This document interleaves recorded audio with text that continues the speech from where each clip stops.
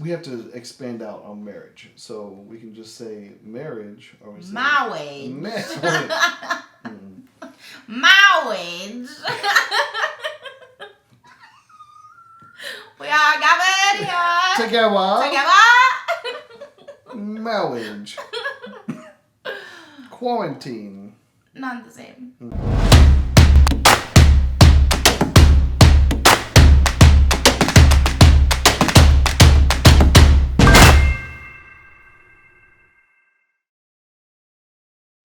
Hey fam, Sean and Sasha here, wanting to talk to you about something very specific about your marriage. Marriage. Marriage is what brings us together today. What a delicious gift that beholds to us who are married and doing ministry together. Can it be done? Can it be done? Can it be done? Most of the time. But, I mean, in a nutshell, marriage is hard as it is. Mm. And then when you add the spiritual and emotional well-being of others on top of that, Yeah. it's just, I mean, it's a little heavier. There's that word again, heavy. Why are things so heavy in the future? Is there a problem with the Earth's gravitational pull? It is definitely a lifestyle change. It's not, you have to be really dedicated in your life to live in a way that represents Jesus. And that's not always easy. I mean, there are times where you go through really bad seasons and you make, choices. To make good choices are hard. Yeah. To make any choices are hard. And so, I know that we have been through seasons where I don't want to have to feed into other people. And I don't want to have to listen to other people's problems. But that's what we chose and that's what we're created for. And so even though we work on ourselves daily and we work on our marriage daily, we try to provide a safe place for one another to have in order to speak openly and vulnerably. But at the same time, it's not easy to provide that place, especially if trust has been broken or you're personally struggling. You may not want to necessarily be vulnerable because either you don't want to feel, most people consider it weak when you're vulnerable. And so... Which is weird because that's the most time that you connect with somebody is in your vulnerability. Grow. Yeah. As if you're always to have the answers, you're like, well, you need to do this, this, and this.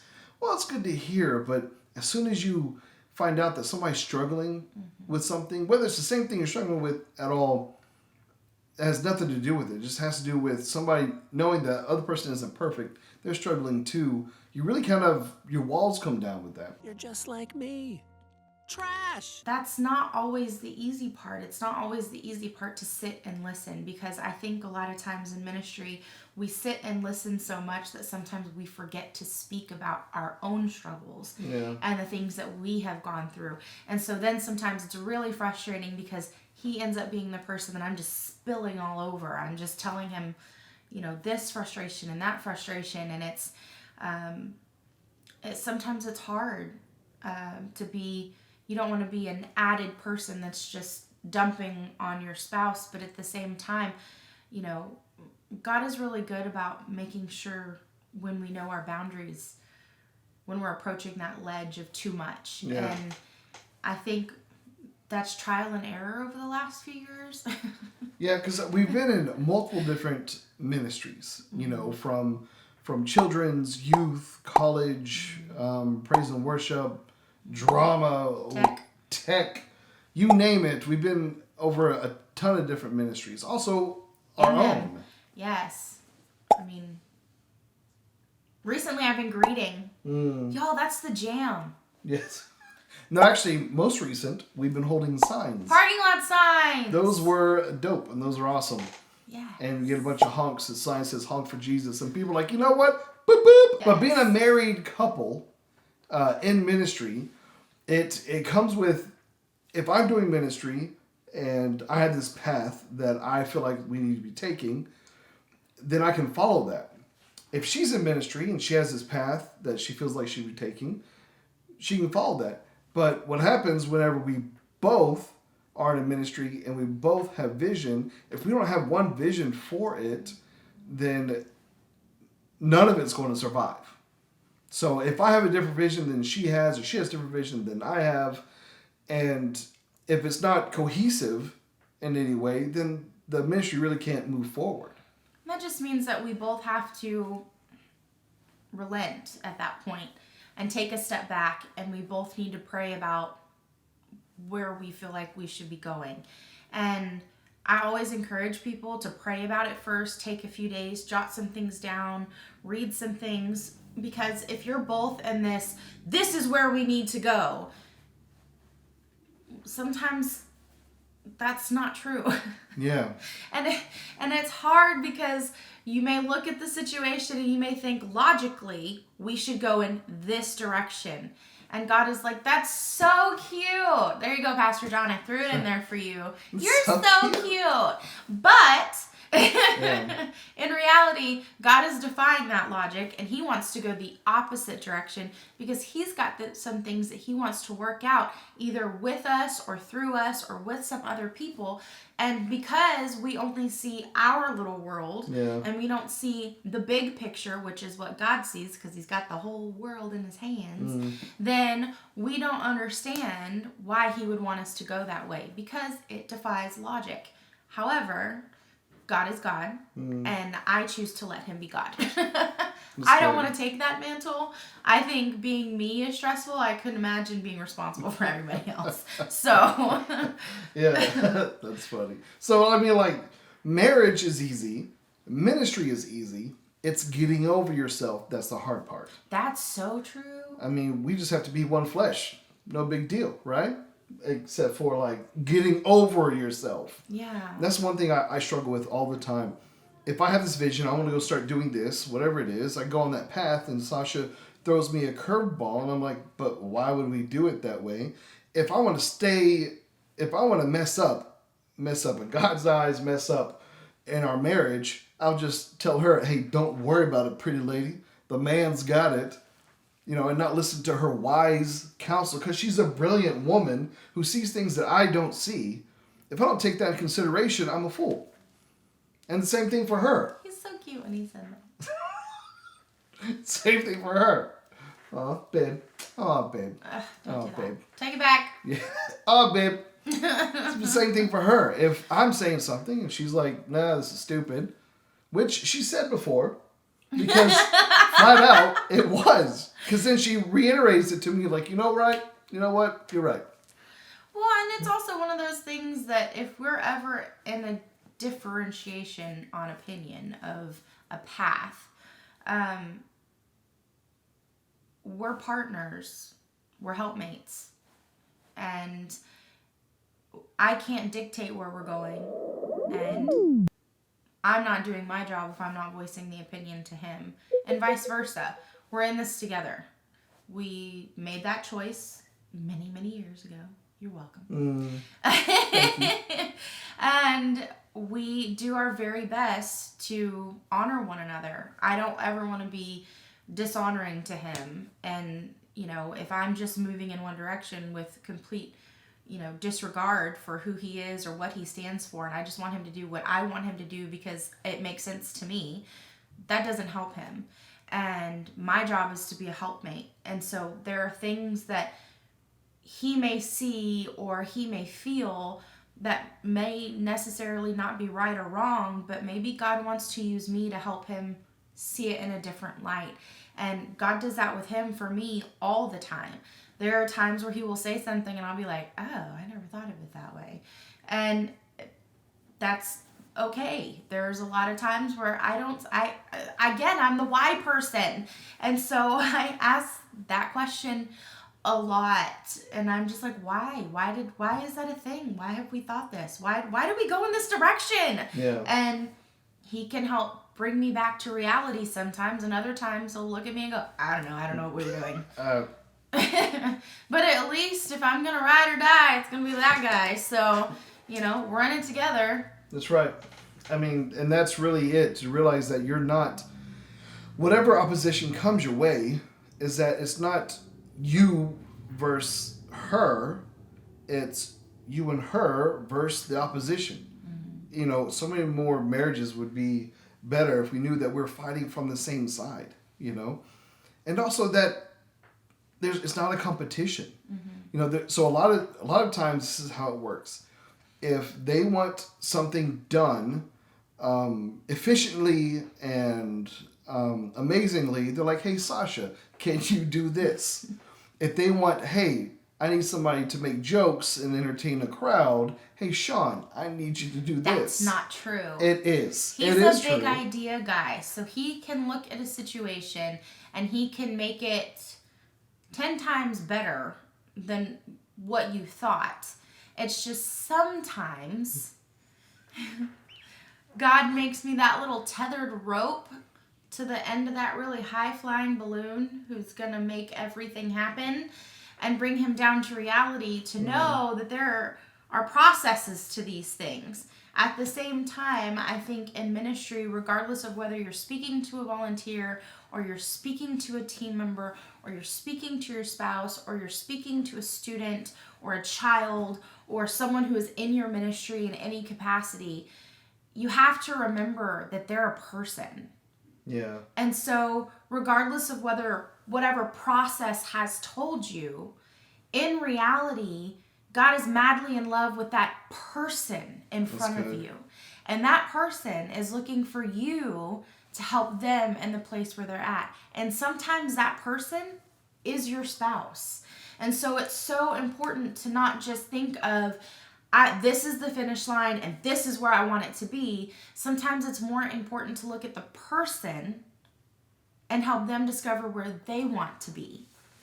And, you know, that's hard to get past yourself, because I'm a fixer. I want, like, okay, let's get it done. Let's do this. And sometimes I rush through the process so fast that I overlooked the people that I'm working with, because I'm focused on the details. I'm focused on my checklist. And sometimes I can forget the person or the people that are working with me are needing someone to listen to them.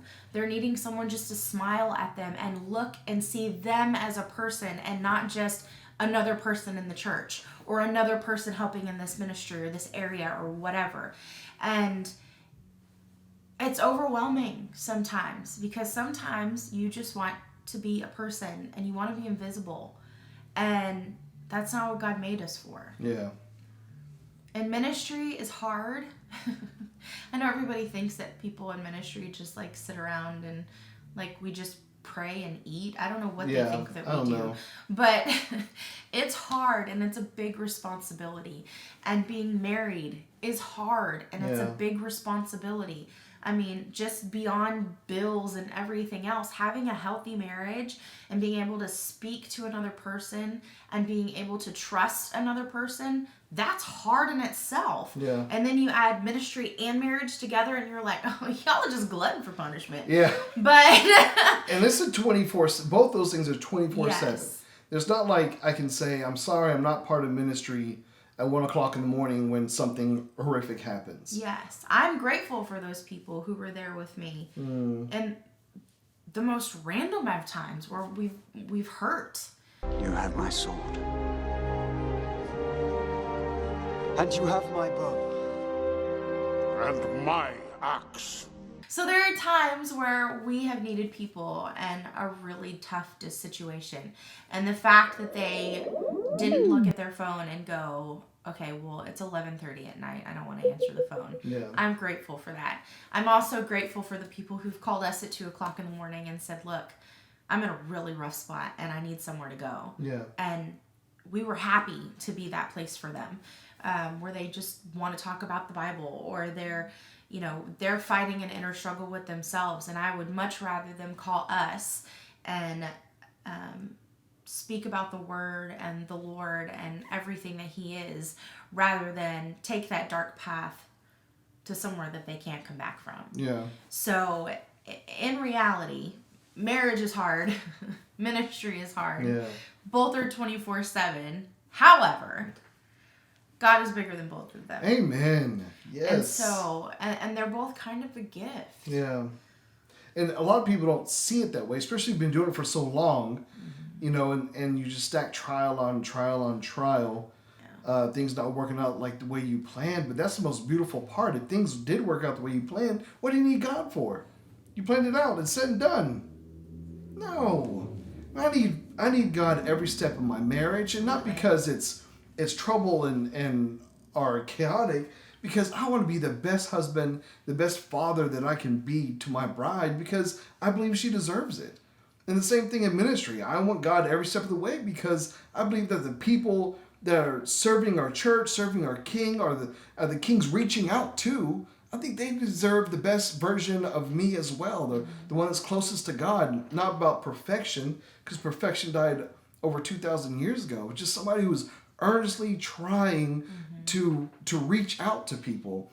And I appreciate that in my marriage as well, so that whenever we're talking, she can look at me and say, look, I need you to change your brain process. Stop thinking about what you're thinking. I need you to think about this. And she can have an honest conversation with me. And it could be 1 o'clock in the morning, just like in ministry. It could be 7 a.m. First thing when we wake up. I'm opening my eyes. I try not to do that. It's not a good time. I'm not a nice person in the morning. That's true. That's true. She's always a nice person. She's a quiet person. It's so here's cute. The thing. He Listen, here's the says thing. it Listen. because he gets me after I've had time with Jesus. That's true. She wakes up like way earlier than I do, and she does this praise and worship and devotional. Gotta get my head right. And then I start talking to her, and sometimes I get her right before that, and her hand comes up. If I see this, and like I'm laying next to her, I'm and all not of a sudden, ready. Yep, nope. Not ready. Jesus is not fully sunk in to the place that you need him to be to have conversations with me. So I'm like, hey, so blah blah blah. That comes up. I'm like, when oh. these little fingers come out, you just need to know that if he is within striking distance.